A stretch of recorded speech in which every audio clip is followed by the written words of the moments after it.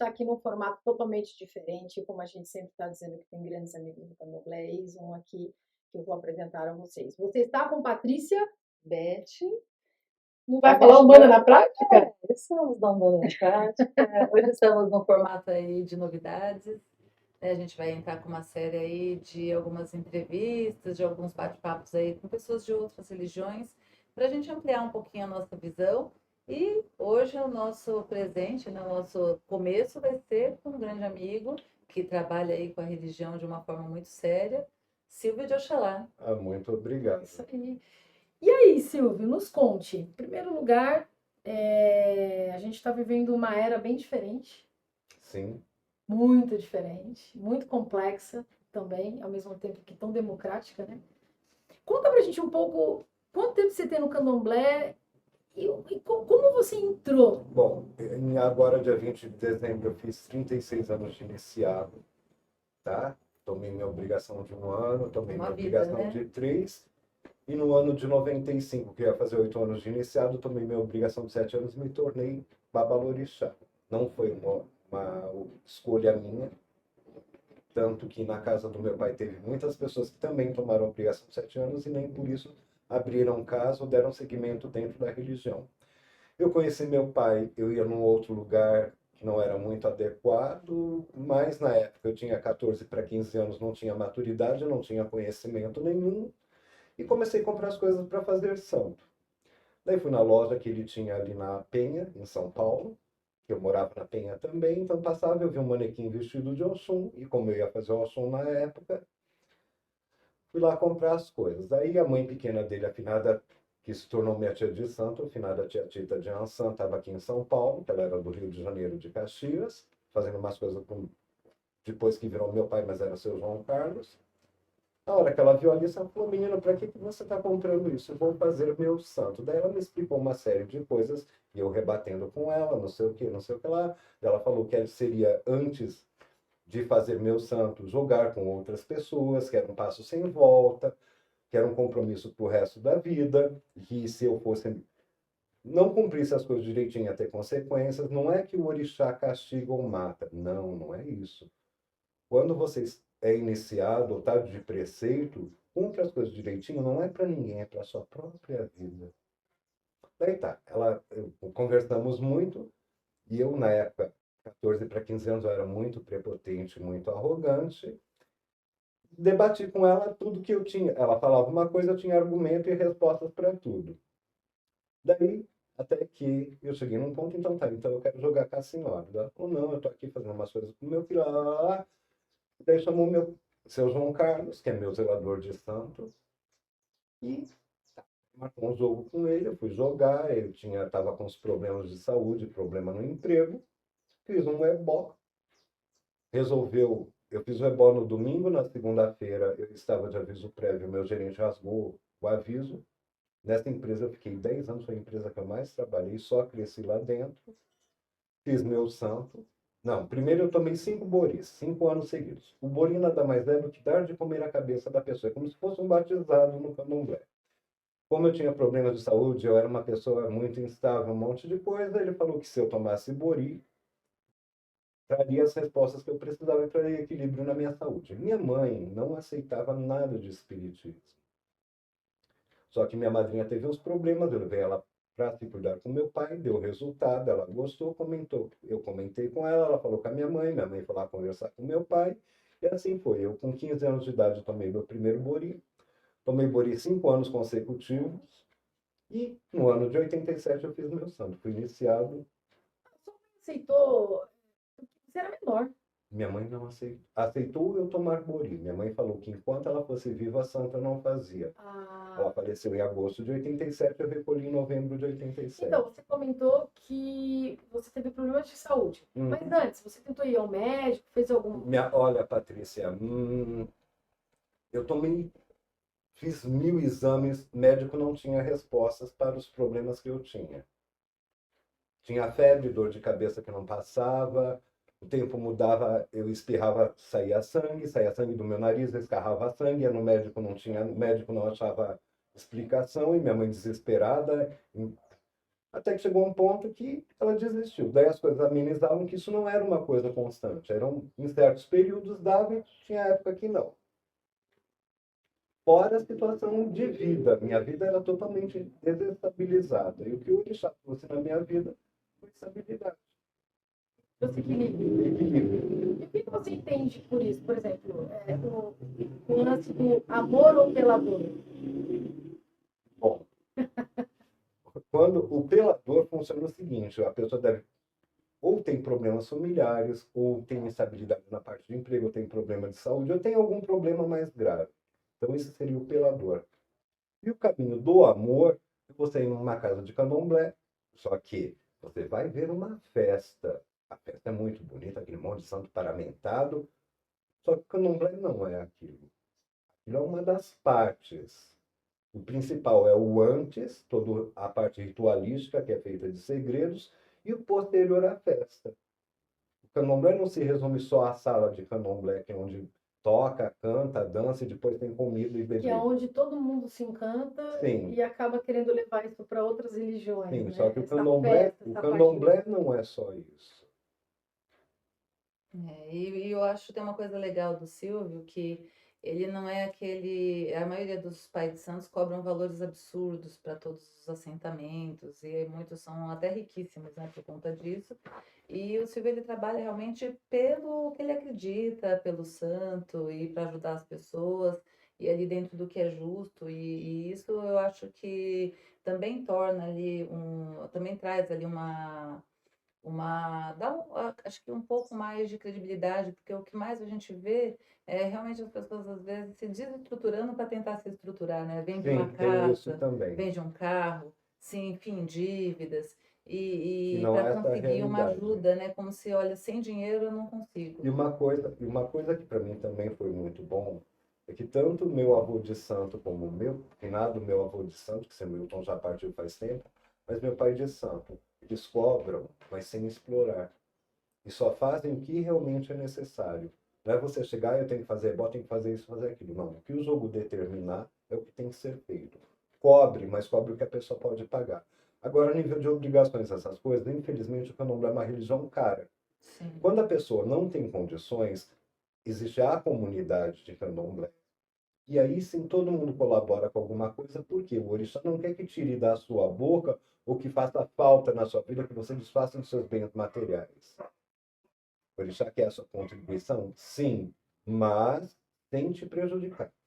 Essa comunidade que você fala são todos os filhos de santo. Sim, as pessoas Por de exemplo, dentro tem da uma casa. pessoa que precisa fazer o santo. Sim, E aí ele não tem condições. Todo mundo se todo une. mundo se une, ou até pessoas amigas, clientes da casa, que tem pessoas muito generosas, e acabam todo mundo colaborando e não fica uma coisa dispendiosa. Isso que a gente vê por aí, Não, né? é Essa aquilo. união entre os O irmãos que para acontece, ajudar desculpa, alguém. não é te cortando nem te corrigindo, Não, aqui você mas é é a assim, pessoa que cada casa é uma casa, não dá para a gente questionar ou generalizar. Por quê? Na minha concepção, eu tenho que ser eu sou um reflexo de espelho. Eu tenho que honrar meus ancestrais religiosos. Hoje meu pai de santo é vivo, mas meu avô se foi. Minhas duas referências. Eu tenho meu avô como um ancestral e meu pai como uma pessoa física. Então eu não posso fazer nada que vá contra ao que eu aprendi na vivência com eles e seria, seria desonroso. Então você me diz que o candomblé ele teria uma cartilha? Não. Existem dogmas da religião, só que com a modernidade, ó, eu posso falar o seguinte, quando eu fiz santo em 87, o processo iniciatório, que é tem uma série de rituais que são segredos, coisas de cada casa e de cada família de santo, porque muda uma coisa ou outra, não existe um padrão, tá? Eu nasci numa casa de Queto, que o candomblé é dividido por nações e famílias de santo. Eu venho de uma família de santo, que a origem é Cachoeira, Bahia, Cachoeira de São Félix, mas é na parte de Cachoeira, é a única casa de Queto que tem ali. Então, a pessoa que fundou a minha raiz de santo, ele é meu bisavô, meu trisavô, meu tataravô. Só que, para mim, a minha referência é meu avô Milton e o meu pai João Carlos. Quando você fala nação, nós temos o Queto, o Jeje, Angola, Efon, Ijexá, daí tem umas outras nações que hoje você não ouve falar mais, que é Xambá. Daí agora tem umas novas também que misturam uma série de coisas, mas cada um faz o que aprende, o que acha que é o certo. E aí a gente sempre teve uma impressão de que, na verdade, vocês tinham uma certa, vou dizer cartilha, mas um padrão que é difícil você ver diferente, né? Porque na Umbanda a gente tem muito essa coisa do cada um faz do seu jeito, e Não, aí é muda assim. muito de uma Umbanda para outra, né? No Existe- Candomblé parece que é um pouco mais ali semelhante, né? Sim, porque é um Tradicional. preservar de tradições. A gente preserva como era feito desde o princípio dentro da família de santo. Existem algumas divergências, porque ou a pessoa veio de um outro axé e entrou para o axé, ou o pai de santo morreu, você migrou para uma coisa diferente. Só que é aquilo, você só pode dar aquilo que você tem. Não adianta, eu acho bonito uma série de rituais, mas como é que eu vou fazer uma coisa para uma pessoa que não foi feito para mim ou eu não vi fazer dentro da minha casa? É mais complicado, né? como você entende o orixá cultuado na Umbanda? E antes de você responder, é interessante a gente falar, como a gente sempre fala aqui, o objetivo não é dizer quem é melhor, quem é pior, Quem é certo ou errado? quem é certo ou errado, mas existe a ritualística, existe a mistura, a gente não pode negar. E quem faz não tem demérito, mas a gente também precisa entender qual é a visão do ponto de vista dos candomblecistas, que é o caso do Silvio, né? Raiz, candomblé de raiz. Então, é uma pessoa que a gente respeita muito, a gente pede bênção, inclusive, a ele. Então, eu acho que a gente tem que entender, assim, aqui a gente fala que a gente vai chegar nessa parte do comportamento e também vai entender um pouco como funciona toda essa ritualística no A meio do dia a princípio, dia, né? hoje a gente gostaria de entender a sua visão Hum. da diferença entre a Umbanda e o Candomblé. O que faz a Umbanda ser Umbanda, o Candomblé ser o Candomblé? Porque muita gente confunde, né? Acha que a Umbanda é o Candomblé, vice-versa, né? E aí é onde entra essa pergunta, né? O orixá na Umbanda. Bom, na minha concepção e no que eu aprendi, que a gente aprende a vida inteira. Tem um ditado dentro do candomblé que é assim, a gente aprende, a gente entra para o candomblé sem saber nada e morre sem saber tudo. Sobre Umbanda eu não conheço muito, porque fui em Umbanda quando eu era pré-adolescente. E era uma coisa muito diferenciada do que eu vejo hoje. Eu respeito a Umbanda, só que o que eu aprendi foi que a Umbanda é uma religião que nasceu aqui no Brasil e o Candomblé foi uma religião que veio da África e foi adaptada no Brasil. Existe o culto africano, que hoje tem pessoas que praticam, que é o culto de Fá, de Orumilá, uma série de outras Que é coisas bem mais. diferente do candomblé cultuado no Brasil, né? Não, não tem nada Nada a a ver. ver, A iniciação exatamente. é diferente, ebós, toda a ritualística tem algumas semelhanças, mas é diferente. Agora, Umbanda e Candomblé, vamos lá. Umbanda brasileira, Candomblé é religião africana adaptada no Brasil. Como a Beth mesmo comentou, cada casa faz de um jeito. O Candomblé não. Se você for em várias casas, igual Angola, canta sempre as mesmas cantigas. Em Queto, você vai ouvir uma outra cantiga diferente, mas são sempre as mesmas. O processo de iniciação, daí tá, a pessoa que está sendo iniciada sai lá pintadinha de branco, de roupa branca, depois sai de roupa estampada com as pinturas estampadas, aí tem outras casas que daí a pessoa tem outras pinturas e outras ritualísticas, aí depois o santo vem paramentado com a pseudo roupa de luxo, que é como a gente imagina que eles se trajavam, e para tomar rum. Tomar rum é dançar. Isso faz parte da iniciação. Daí nas obrigações também, a pessoa sai, chama o santo, leva para dentro, veste. Isso faz parte do contexto, parte social do candomblé. Só que não é só isso. O que eu aprendi de Umbanda é que, assim, nasceu aqui no Brasil. Orixá, eu respeito, só que, assim, o que eu entendo é, assim, o caboclo, tá, o Ogum na Umbanda não é o Orixá Ogum, é uma entidade que vem em nome daquele Orixá. Sim. O Orixá é uma força da natureza, ele vem de dentro para fora, e a entidade, ela vem de fora para dentro. E já começa pequenas diferenças. Dentro do candomblé, o que eu, na minha família de santo, tá, não querendo ditar regras. Tem casas que usam velas coloridas. No meu axé, a gente só usa vela branca. Se a Então, gente for pensar que antigamente só tinha branca, né? Que é não, era colorida. aquelas velas de sebo amarelada, né? Nem vela Nem colorida branca tinha. era, Então, verdade. É verdade, né? Faz todo sentido. Continue. a diferença tá igual no candomblé, na minha família de santo, devido a... Não, essa parte do orixá. Uhum. O orixá Então, dentro da tá, ritualística da o Umbanda. orixá a gente cultua os orixás de entidade que supostamente é parecido com a entidade de Umbanda, é o caboclo, que é o caboclo e o boiadeiro, não tem uma diferenciação. Caboclo, Que é um caboclo de pena, caboclo é, de... caboclo de laço, caboclo de pena, mas é cultuado como caboclo. O ancestral é o dono da terra Brasil. Por isso que a gente cultua caboclo em Queto, na minha família. Em outra tem Exu, Pombagira, mas não é muito com correto. algumas ressalvas, Sim. ou não está dentro, é aquela coisa, né? Eu vou trazer porque talvez eu já cultuei um dia Não. ou não. Através do processo iniciatório, existem ebós, uma série de rituais que são feitos nas pessoas e o corpo é sacralizado para o orixá florar. Então, aquela energia se alimenta do seu corpo. Então, ele não vai deixar que entidades peguem seu corpo. Vai ser só ele. Eu conheço pessoas mais velhas de santo que eu, que não viram nem de herê, nem de segundo santo. Isso reforça a tese de que onde tem o orixá, Eu ia perguntar isso mesmo. onde tem o exemplo, nós estamos cultuando aqui agora uma ritualística. E trago orixá. Nessa mesma ritualística, nesse mesmo chão que está tocando ali aquele atabaque, também veio os caboclos? Caboclo é o único... E o orixá se mistura? Não. O orixá tem o dia certo e o caboclo tem o dia certo dele chegar. Não mistura uma coisa com a outra. E outra, para nós, a casa de candomblé tem coisas que vão na parede, no chão, no telhado. Então, é preparado um ambiente como se fosse um útero, para que aquilo que seja feito ali tenha caminho Faz e cresça. todo sentido, até porque são energias totalmente diferentes. Uhum. Mas tem muitas casas que acabam misturando. Tem muita casa que diz que está trazendo orixá e depois dá a passagem para os caboclos. O que você pensa disso? Você acha que isso é possível? Porque na antigamente- nossa casa antiga, eles diziam, onde tem orixá não tem caboclo. E vice-versa. Então, quando era orixá, é só orixá. Quando era caboclo, era só caboclo. Na minha concepção é isso.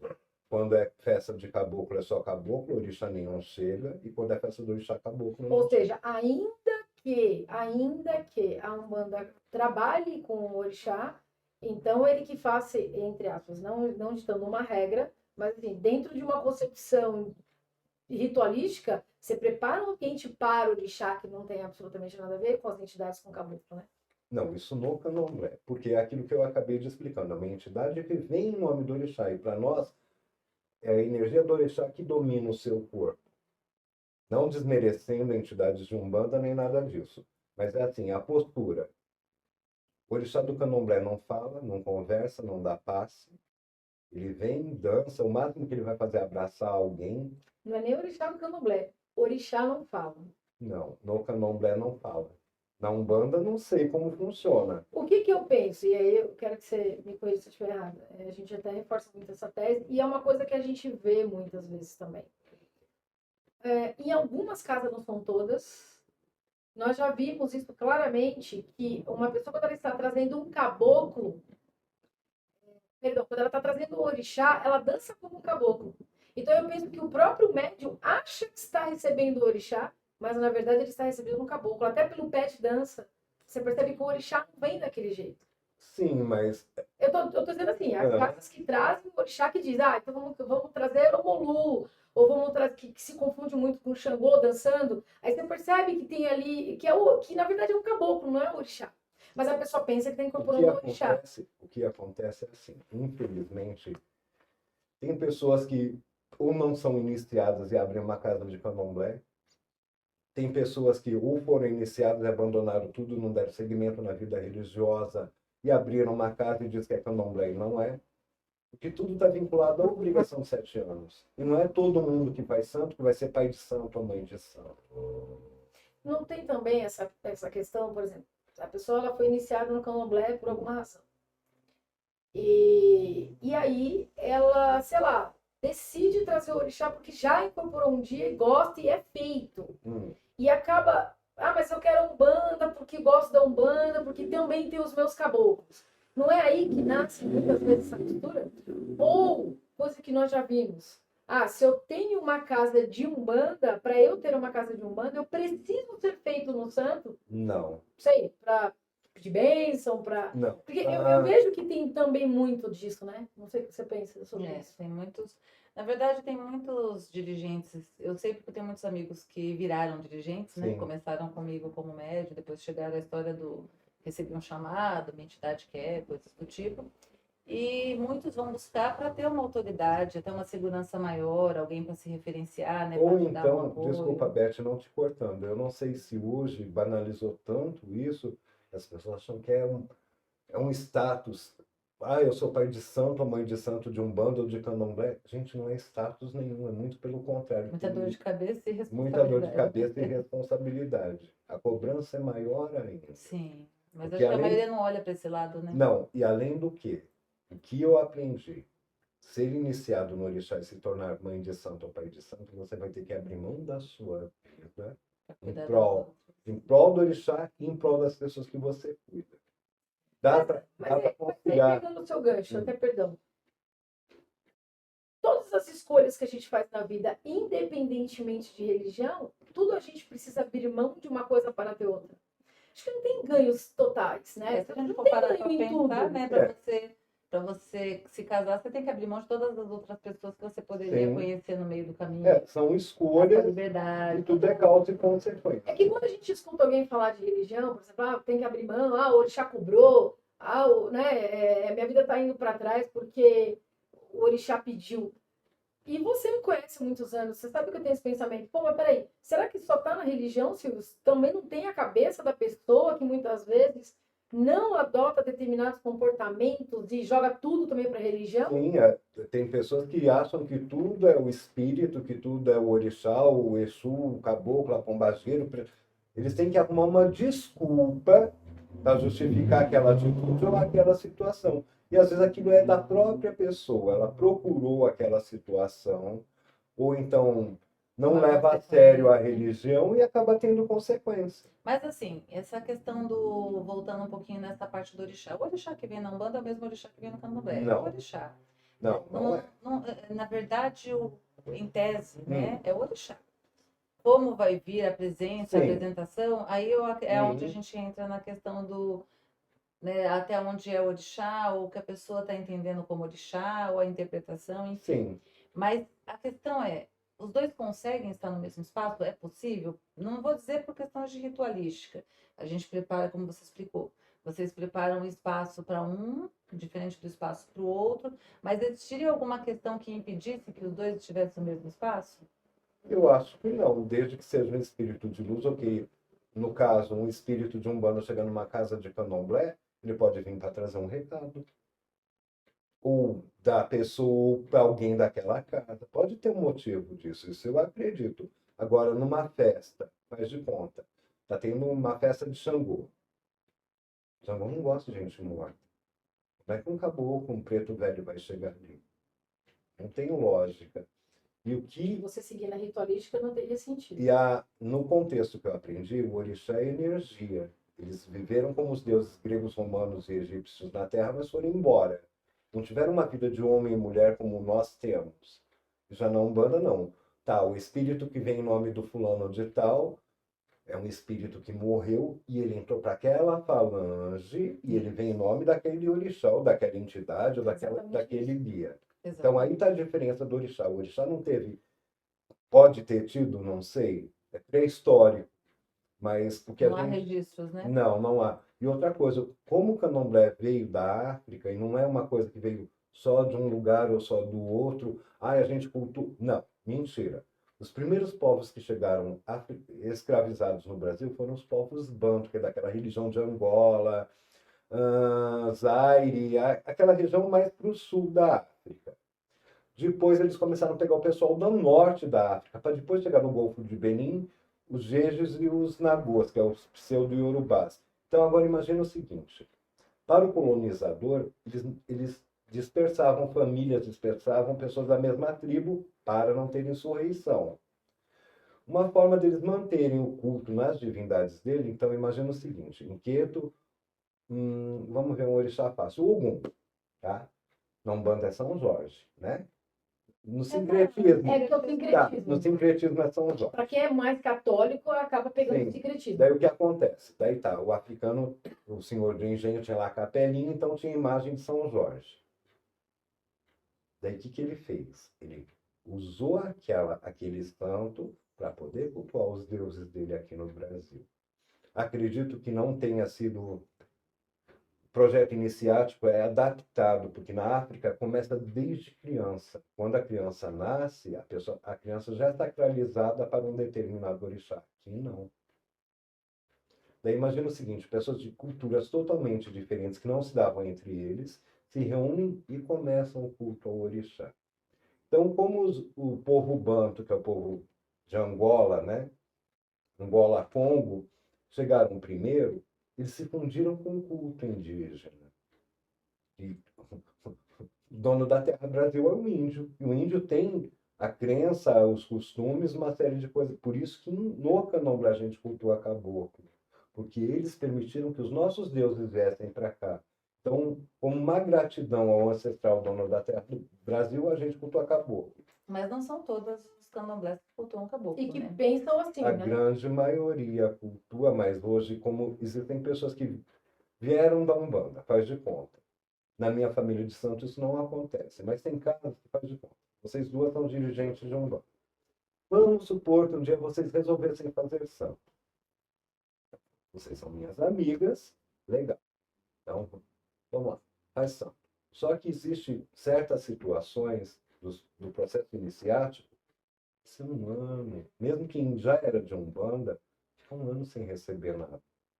Imagina o seguinte, a pessoa que depende de dar consulta de entidade, de botar carta, um monte de coisa, para sobreviver. Como é que a pessoa vai fazer Que é durante um o que ano? não acontece. Normalmente Não acontece. a pessoa ela faz o santo e segue a vida normal com a Umbanda, muitas vezes, né? Tá. Daí o que acontece? Isso dentro da minha família, tá? Não questionando o que os outros fazem, porque Cada na um minha faz. família, durante um ano, faz de conta, vocês têm entidade. Desculpa, sua família Jeje ou É sua Queto. a sua família Queto? Quando você fala família, é Queto ou na sua casa? Dentro da minha raiz de santo. Ah, Meu pai, meu avô, meus tios de santo, os outros parentes ok, de santo ok, que eu ok. tenho. Ok, pode continuar. Isso eu posso falar até o meu avô e meus tios de santo, os que vêm de outro. Não, eu pergunto isso porque o que acontece? Porque a gente vê assim que em alguns lugares são normais e isso você faz o santo e depois aquele dirigente ele segue vida normal com a Eu Umbanda. tive Ele um não vai irmão, ficar um ano afastado, entendeu? eu tive um irmão de santo que recebia pombagira antes de fazer santo. Ele fez em ação. Quando passou a obrigação de um ano dele, meu pai teve que fazer algumas coisas e Sérgio tinha. Uma vez por ano ela vinha comer, dava as consultas dela, fazia o que tinha que fazer e acabou. Mas durante um ano ela não deu as caras. Enquanto ele não tomou a obrigação de um ano, Yansan não deixou que a entidade pegasse ele. E na visão do candomblé, a entidade entende isso e não vem. E como tem entidade que não vai vir nunca mais. Então chega no nível de não vir mais para quem Eu faz. conheço pessoas que fizeram santo, que eram de Umbanda, recebe santo e acabou. Mais Não nada. acontece de sentir falta, de. A Patrícia eu não sei Ou quando a porque... pessoa entra, ela já entra sabendo. Não, você já entra sabendo uma série. Hoje sabe muito mais. Mas existem pequenos dogmas e regras de cada casa e cada família, onde você. Primeiro que você não chega e faz santo. A pessoa precisa de uma adaptação, porque não adianta você iniciar uma pessoa e vai chocar. Porque no candomblé você vai lavar chão, vai lavar banheiro, vai lavar a louça, vai limpar a galinha, vai limpar quintal, e você tem que fazer e acabou. Não é chegar e todo de boa. Não, você faz isso com amor. Você está cuidando da casa do seu orixá. Igual eu tenho a sorte de ir na casa do meu pai, ele não deixa, ele e a esposa dele não deixam a gente nem lavar. Quando a gente come com eles, a louça eles não deixam nem a gente lavar. Mas tem vários pais de santo que o filho de santo, além de cuidar da casa de candomblé, tem que cuidar da casa do pai de santo. Aí é novamente o negócio de contexto de cada um. Talvez num uso de poder. Eu acho que é Seria muito isso? ego, Patrícia. Eles Abuso acabam, de poder eles tá acabam velho, né? abusando de algumas situações, porque a pessoa vai ser iniciada, ela está fragilizada. Ninguém vai de feliz e contente fazer santo. Antigamente, nos anos 80, a gente fazia santo quando a gente bolava. Bolar é um desmaio que dá, que era uma prova que o orixá realmente estava cobrando. Eu bolei quando eu fui tomar meu primeiro bori com 15 anos de idade. Nunca mais bolei, graças a Deus. É uma sensação tão ruim, é um choque muito grande, eu acho que por ter aquilo que o orixá aflora, é uma energia, não é um espírito. Então, eu não sei, tanto que na minha cabeça eu não entendia nada, que meu pai era muito, continua rígido, hoje ele está um pouquinho melhor, mas meu pai era aqueles pais de santo muito rígidos. Ah, pai, tal coisa, não, quando você fizer santo, você vai saber. Ah, pai, quando você tiver mais tempo de santo, você vai saber. Daí quando chega nos seus 7 anos, pai, tal coisa. Eu não lembro. Ou então, ah, pode ser isso, pode ser aquilo, não sei o que, não sei, e te deixa. Não vai. Hoje meu pai não faz mais isso, mas eu, não só meu pai, mas como grandes zeladores antigos, faziam esconder. Eu acho assim, existem coisas que não tem como você falar, olha, isso você vai usar para isso, ou isso é para aquilo. Não. Mas a pessoa tem que saber que santa ela é. A conduta, antes de entrar, saber, olha, você vai ter que fazer isso, participar fisicamente, você vai ter que abrir mão. Tá, vai ter função na casa, não interessa que você tenha um casamento, aniversário do seu filho, não interessa, você tem que estar presente. Hoje, infelizmente, não é mais assim. Mas na época que eu fiz santo, quantas vezes eu deixei de fazer coisa e não me arrependo. Silvio, como você enxerga isso, né? Por exemplo, hoje as pessoas elas vão em qualquer casa de umbanda. A primeira coisa que elas perguntam é que santo que eu sou? Então, assim, Qual é o meu entendi. orixá? Qual é o meu orixá? Qual é o meu orixá? Eu queria saber qual é o meu orixá. Como é que eu faço? Isso na Umbanda. Não importando Eu não sei onde. como funciona a ritualística de Umbanda. No candomblé, quem dá santo é jogo de búzios. Você olhar para a pessoa achar, fulano é de tal santo, fica... Não. Então, mas para jogar búzios precisa ser. Iniciado de santo e tomar obrigação de 7 anos. Se não tomou obrigação de 7 anos, não tem como jogar búzios. O jogar búzios é uma coisa que você adquire, é como se fosse sua formatura no candomblé, onde você vai receber uma faca, caso você precise sacrificar algum animal. É feita uma série de coisas no seu corpo para você transmitir ao axé, que é a energia, para a pessoa passar um ebó, ou mesmo macerar um banho. Tem uma série de coisas que fica tudo preso até você tomar 7 anos, que é o seu amadurecimento. A iniciação nada mais é do que um renascimento.